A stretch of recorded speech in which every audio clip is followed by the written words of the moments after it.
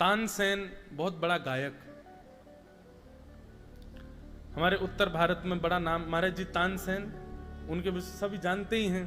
तानसेन जब गाता था तो दीपक जल जाते थे, तानसेन मेघ मल्हार गाता था तो बादल गरज के बरस जाते थे।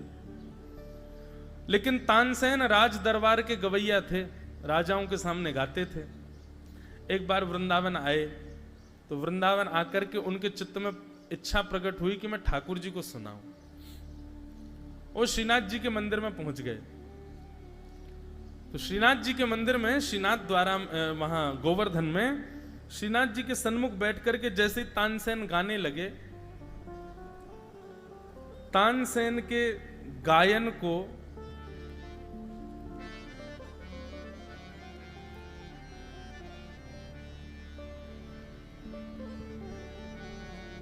सुनकर की स्थिति ये हुई कि भीतर खड़े ठाकुर जी, ऐसे श्रीनाथ जी खड़े, और जैसी तानसेन ने गाना प्रारंभ किया, महाराज बड़ा हल्ला हो गया गोवर्धन में, तानसेन आया, तानसेन आया, भीड़ लग गई मंदिर में।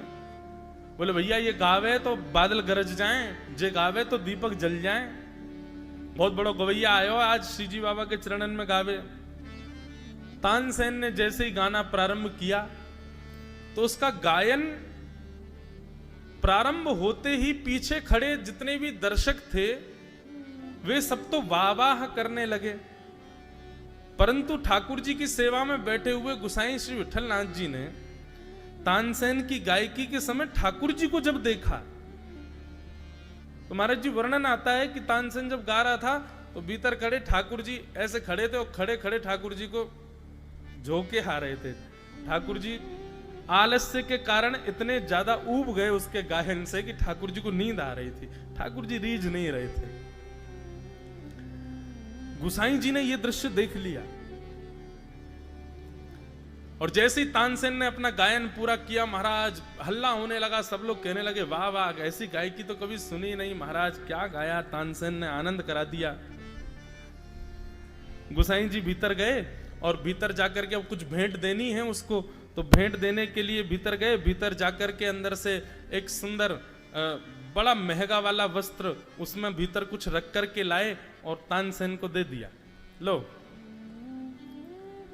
तानसेन ने बड़ा बहुमूल्य वस्त्र देखा महाराज, बड़ा चिकना वस्त्र, बड़ा महंगा वस्त्र था वो, और उस वस्त्र के अंदर कुछ कठोर सा रखा था। तानसेन ने कहा, बोले महाराज इतने राज दरबारों में मैंने गाया, इतना महंगा वस्त्र मैंने अपने जीवन में पहली बार देखा है।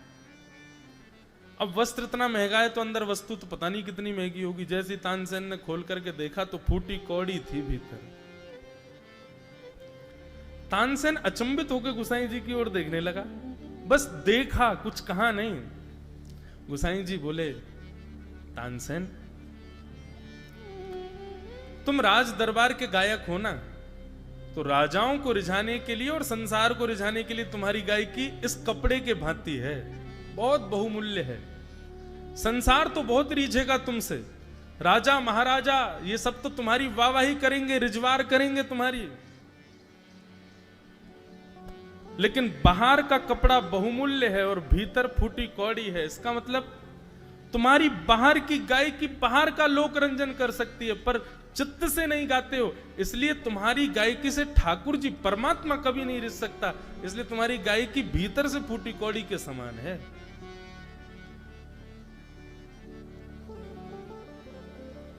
तानसेन को बड़ा बुरा लगा, बोले कि मेरा तो अपमान सा कर दिया इन्होंने बुला करके। तभी तानसेन तो बैठ गया, बोले प्रसाद पाके जाना। वहीं पर पीछे घूम रहे थे श्री गोविंद दास जी, बेचारे कभी किसी को बैठाने के लिए अपने अपने पटके से ही जमीन साफ कर दें, कोई जल मांगे तो उसको जल ला करके देवें, कोई कुछ कहे तो उसकी तुरंत, मतलब सेवकों की तरह घूम रहे थे श्री गोविंद दास जी।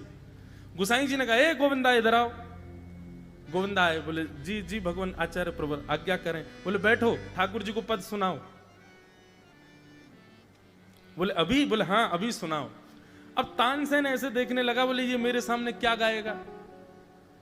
लेकिन गोविंद दास जी ने जैसे ही गाना प्रारंभ किया, कुम्भन दास जी का एक पद गाया।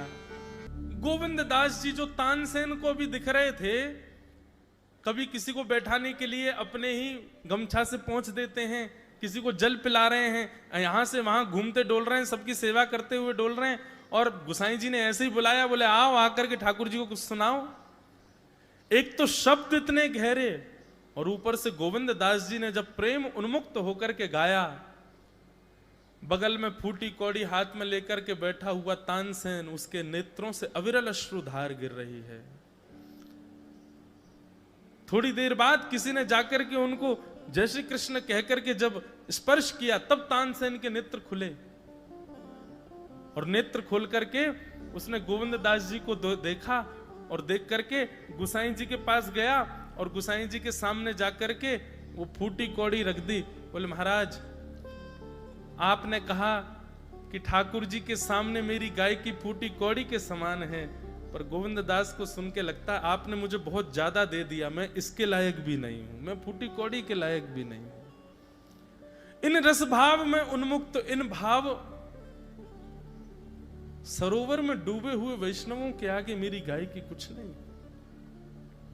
पर बात यहां हो रही है गोविंद दास जी की सरलता की।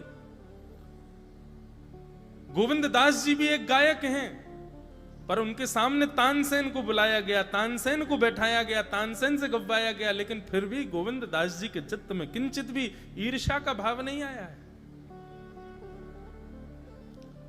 और ये वैष्णव का बंधुओं, एक बात और कहनी, एक मन में भाव आ रहा है कि हमारे चित्त में किसी के प्रति ईर्ष्या ना आना, ये इसका प्रयास तो हमको करना ही है, परंतु वैष्णव का एक स्वरूप और होता है, वो जिसके सामने बैठ जाएगा, यदि वास्तव में वैष्णव है तो सामने वाले का दुर्गुण अपने आप नाश होगा, कुछ कहना करने की आवश्यकता नहीं है। आप वास्तव में वैष्णव हैं, भजनानंदी हैं, ठाकुर जी की अनन्य सेवा करते हैं, कथा को जीवन में उतारते हैं, तो आप जिस व्यक्ति के संग बैठेंगे, बिना कुछ कहे, बिना कुछ बोले, आपकी केवल उपस्थिति मात्र से उसके दोषों में परिवर्तन आने लग जाएगा। गोविंद दास जी ने जब गाना प्रारंभ किया तो उनकी गायकी सुनकर के बादशाहों के दरबार में गाने वाले तानसेन को ईर्ष्या होनी चाहिए थी, पर ईर्ष्या न होकर के प्रेम में परिवर्तित हो गए, और गोविंद दास जी रुदन करने लगे, आनंद मग्न हो गए। इसका मतलब क्या है? श्री गोविंद दास जी के चित्त में ईर्ष्या नहीं है, इसलिए उनकी गायकी से निकले हुए स्वर जब तानसेन के चित्त में गए, उसके चित्त में भी ईर्ष्या का प्रादुर्भाव होने नहीं दिया। यही भागवत का अधिकारी का स्वरूप है, निर्मत्सराणाम सताम, मात्सर्य दोष से जो रहित है। मात्सर्य दोष यदि चित्त में है, कहीं ना कहीं किसी के प्रति ईर्ष्या, किसी की उपलब्धियों से आप परेशान हैं, ठाकुर जी से बहुत दूर हो अभी आप।